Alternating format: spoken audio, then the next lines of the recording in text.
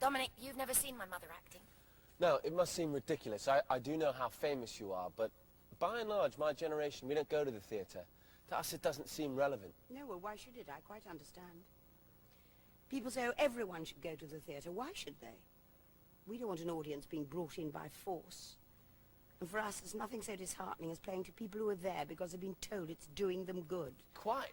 No, let's play to people who actually like it. And if there aren't very many, well, so be it. But don't come, please, because you've been told to. That won't do at all. Mummy is brilliant at playing comedy. Well, I'm usually best at playing genteel, with something interesting happening underneath. You know, Lairs. I play a lot of Lairs. She plays them wonderfully. Well, thank you. My Shakespearean heroines were not a success. I suffered with a gay Orlando. Oh! Yes, well, Amy remembers. It was fine as long as I was dressed as a boy. But then there's this bit, As You Like It, you know, she has to reveal she's a woman. Well, I don't blame him. He was quite right. I was sexier the other way. Oh, nonsense. But oh dear, the look on his face. It was funny. Theatre's a young person's game. After a while, it becomes undignified, dressing up, pretending to be someone else. Saying lines that someone else has told you to.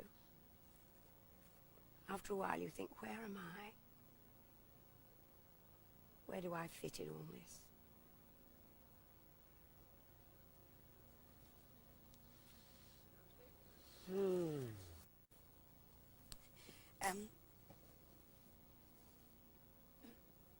An old man at 70, he needed a new aorta. An aorta? Yes. I mean, there's no question if we hadn't done it, he would have died. Well... Sit down. You've heard of this new operation? Oh, no, of course not. How could I have? Well, you take the valve from a pig. A pig? Yes, you extract it, you keep it on ice, you take this little rounded ring of pig's muscle. It's true. And you sew it into the patient's heart. It serves to replace the patient's own valve. Oh, I see. No, really, it's almost standard procedure. But the point is you're working very intensely, well, you can imagine. You're at a very high pitch. Sure. And there's blood everywhere, just pools and pools of it. And then there's the burning and the lasers and the flesh being cut. And I turn round, I'm passing the scalpel, and I look down at this hand next to mine, and this nurse has actually got a ring on her finger. And what's more, she's wearing this awful clunky paste bangle. Well, I simply think, no, I can't believe it. No, really, I'm sorry. I can imagine. And I'm afraid I just go. Go? Yes, well, what I mean is I was shouting at her. I was shouting. Amy, I know it's wrong, but it is so unhygienic. What I meant to say nothing. But this isn't the first time. I say, what the hell's going on? What does she say? I say, this is serious. This nurse, she's so weedy. She's such a weedy little thing. I've never seen her before. I say, for Christ's sake, this is a major operation. The cameras see everything. She just stares at me. She looks at me like I'm going mad. Well, I'm sure. Anyway, by now the whole studio stopped. The director, oh, he's coming down from above. And this little idiot starts sulking. She says, oh, come on, it's only TV. Oh, well, really? My God. I mean, you can say anything, but you must never say that. Well, this has happened before. Well, it's true. That's the whole principle. Do it properly. You have to ask yourself, is it real or is it not?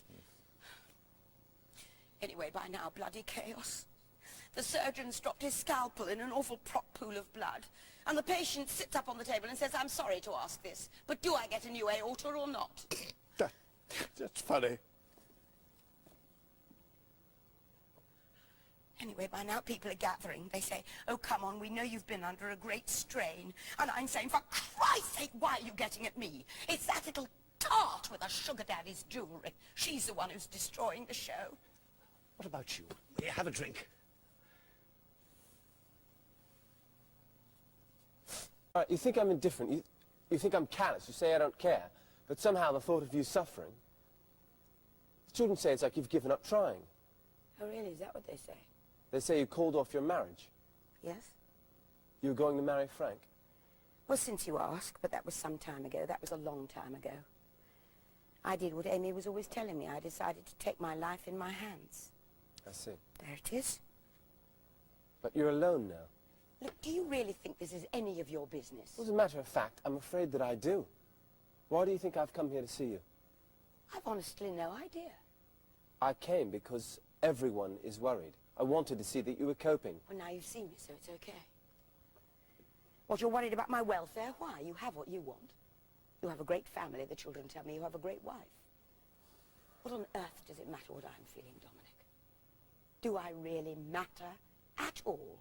Any more than the dog out there in the alley or the sound of the tube going by? Well, That's all it's it just is. nonsense. The last thing that might stop you sleeping at night. A source of minor discomfort in the otherwise perfect life you now lead. I did see your film. I'm appalled by the violence. I know somehow it's important to people like you, all that shooting and bloodshed. But I don't understand it. We don't call it violence. We call it action. Well, whatever. It isn't how life is. Maybe I'm just getting old. I'm tired of it, Dominic, this need you all have to get out the guns and bam, wham, kill the little bastard, shoot off his stupid bloody head. Well, what is it? What happened? What is this need you all have now? Are you just bored? Or is it that you just don't dare to deal with real experience? With the things that happen in real life, like grief and betrayal and love and unhappiness and loss. The loss of people we love. Esme. No.